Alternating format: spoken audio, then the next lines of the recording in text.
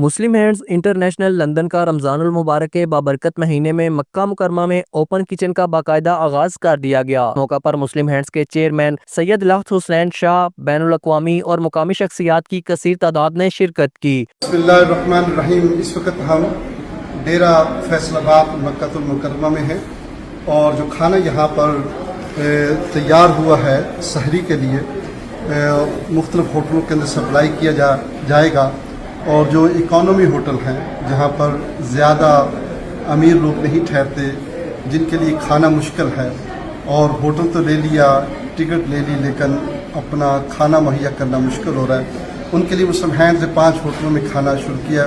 باہر سے بھی کوئی آ کر کھانا چاہے وہ کھا سکتا ہے۔ تو الحمدللہ ڈیرہ فیصل آباد کے ہمارے اظہر صاحب، بلا کاظمی شاہ صاحب اور سارے دوست جو ہیں، ان کے شیف اور ان کے والنٹیئر جو ہیں اس وقت یہاں پر موجود ہیں، اور میں اس کھانے کی ڈبیا کے اندر آپ یہ لذیذ ترین کھانا دیکھنے سے پتہ چلتا ہے کتنا لذیذ ہے۔ یہ تمام ہوٹلوں میں ابھی سپلائی ہوگا اور سحری کے وقت ان کو دیا جائے گا۔ تو آپ سے دعاؤں کی ضرورت ہے۔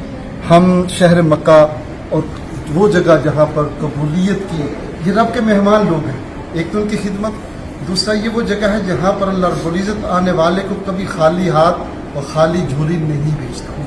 تو الحمدللہ اس یقین کے ساتھ ہم اس کام کا آغاز ہم نے کیا ہے کہ اللہ ہمارے ڈونرز کی بھی، ہمارے دوستوں کی نوکری کو بھی اپنی بارگاہ میں قبول و منظور فرمائے، اور ہم شکر گزار ہیں میزاب گروپ کے بھی کہ جنہوں نے یہ محبتیں دی، صفی اللہ صاحب، شاہد انور صاحب اور ہمارے امتیاز چودھری صاحب، جن کے تعاون سے یہ ساری چیز مکمل ہوئی ہے۔ اس موقع پر احسان شاہد چودھری کا کہنا تھا کہ منصوبے کا مقصد حرم شریف میں آنے والے ضرورت مند افراد کو مفت اور معیاری کھانا فراہم کرنا ہے۔ جلد اوپن کچن کا امریکہ اور آسٹریلیا میں بھی آغاز کیا جائے گا۔ انہوں نے شرکاء سے اس منصوبے کی کامیابی کے لیے دعاؤں کی درخواست بھی کی۔ خالد نواز چیمہ، JK نیوز، مکہ مکرمہ، سعودی عرب۔